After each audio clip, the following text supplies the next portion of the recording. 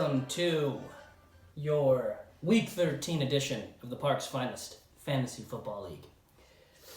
This one was quite a barn burner, as they say, the last game before the playoffs. There's really not much more to say about it except here we go. We got the come-up, Kiko freaking Torres versus... Carry on my wayward son. This one was huge, folks. Kiko freaking Torres started 1-5 this season. He's won 4 out of his last 5.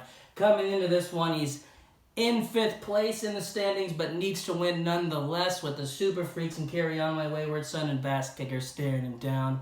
Unfortunately for the Sun, without the Sun, Kiko freaking Torres won 162 to 141. This week's player of the game was Chris Carson with 29, but not really, it was Rashawn Woods with 37. Good start, Keek. Anyway, Tom Brady was benched. Kiko only got 15 but was still able to win. Not too shabby there, Keek. He got 20 from Darren Waller. He got 24 from Singletary. Nice start there, Liver Lips. Not bad. On the other side, Carry On My Wayward Son got let down hard. This guy over here, Danny Dimes, never punts and always goes for 2. Came up short on Monday Night Football with DJ Metcalf, Chris Carson, and Dalvin Cook. Dalvin Cook ended up getting hurt. Guy did everything he could. Kiko freaking Torres was shaking in his boots. What can we say? Kiko has won 4 out of his last 5, as I've said. Yet on the message boards, he's still terrified of I'm With Her 2020. What can I say? Anyway, we're moving on. Started from the bottom, now we're here. God Bless Comerica versus I'm With Her 2020. Hey, God Bless Comerica started 0-2. The Patriot never gave up. And now he has a chance to take down the big dog and secure a playoff bye week. God Bless Comerica ended up defeating I'm With Her 2020, the big dog, 155 to 145. Like I have been saying for weeks, the Brandon Sims handicap came through with Devontae Parker being benched.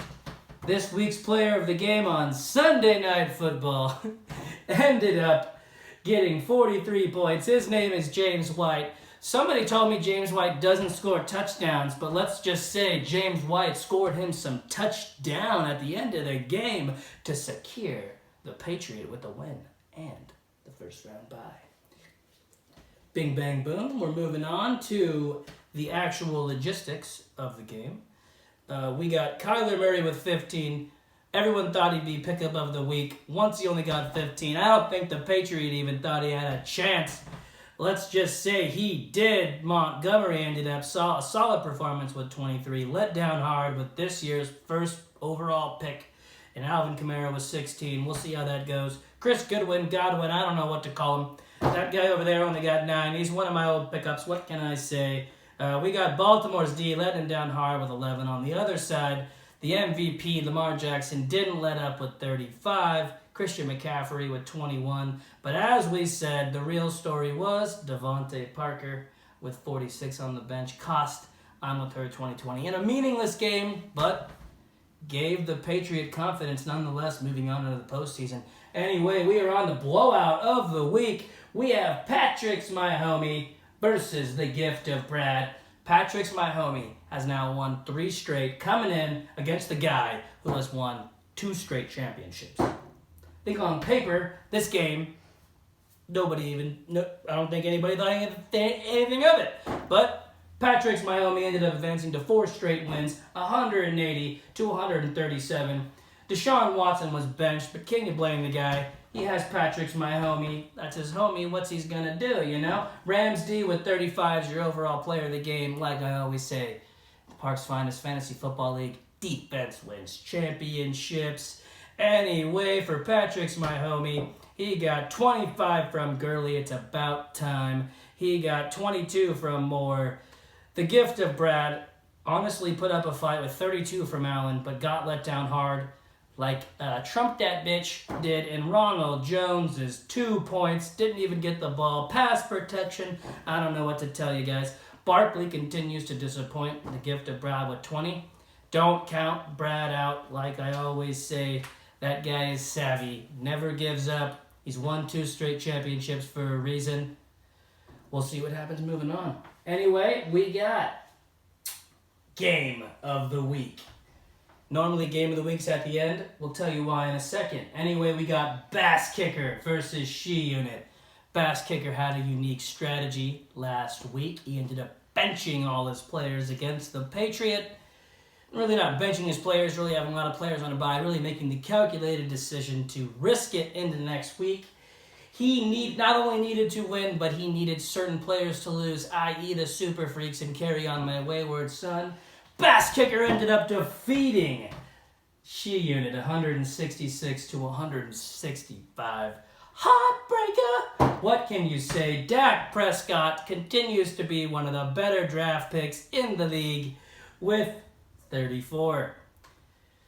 This game came all the way down to Monday night. Trust me, I know.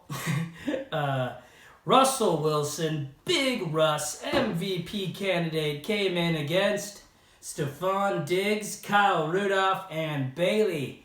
I have a quote from Danny Dimes that says Russell Wilson is a shoo-in to win on Monday Night Football. Unfortunately, as we said, came in at 1 point ahead. Oh my gosh. Julian Edelman had 26. That was big. He had that touchdown at the end of the game. Got let down hard, Bass Kicker did, with Stephon Diggs' 10. Adrian Peterson surprised everybody with 21. Frank Gore had 5. He's starting Frank Gore, folks. Still getting victories. What can you say? She Unit, story of the game is Christian Kirk. Really only got her 5. That hurt. Let's see, in the bench department, Sterling Shepard was benched. He had a random touchdown, but it looks like it was his only freaking catch, so you can't really blame her there. Man, Kirk Cousins versus Prescott, and Bass Kicker made the right choice. Way to go, buddy. We'll see how it progresses in the next game. We got the Founders Fall. Let's just say I'm not really up to talk about this one, but damn it, it's my job. And what can we say? The Nexus versus the Super Freaks. The Nexus has lost 7 straight. I don't know what you're trying to tell me.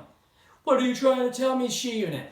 I don't know what's going on. But the Nexus versus the Super Freaks. The Nexus, who has lost 7 straight games, coming in against the Super Freaks, who have lost 3 straight games in 7 of their last 9.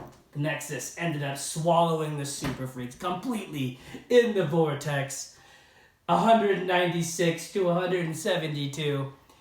What can you say? Top scorer of the week, the Nexus, with Aaron Rodgers with 40 points all day, Rod. Super Freaks tried to get cute, wait until midnight, green means go, picked up Jameis Winston, trusted that inconsistent Mama Jamma, and ended up getting in 16. It's kind of tough to say he got let down hard because almost all his players had at least 20 points, but what can you say? Le'Veon Bell had 13.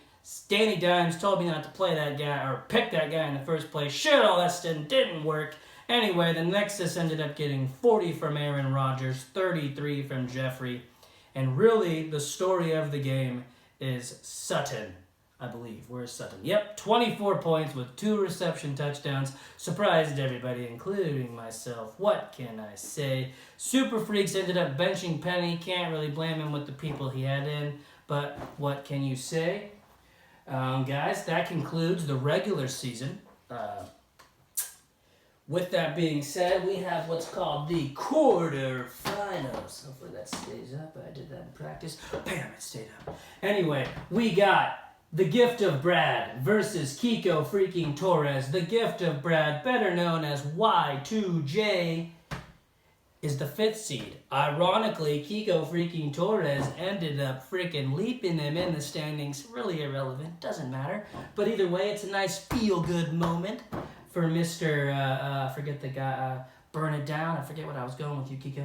It doesn't matter because that game is going to be huge. We got Brad, 2-time champ, versus the red hot Kiko freaking Torres. I can't wait to see what happens. The champion It is going to be huge. And as Shelby said, and thank you for saying that, babe, because it is Y2J versus the Champion Slayer. Let's go, Kiko.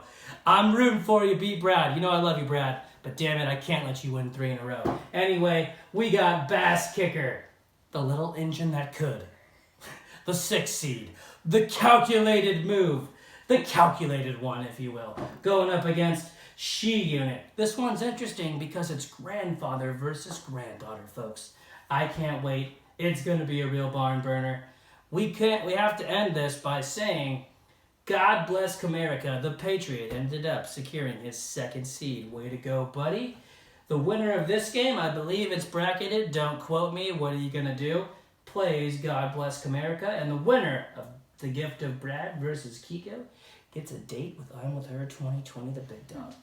You guys, there's not much more to say.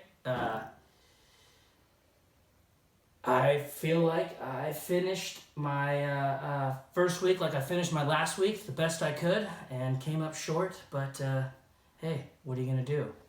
Don't forget to be awesome, and I can't wait to see how this week progresses. That's all.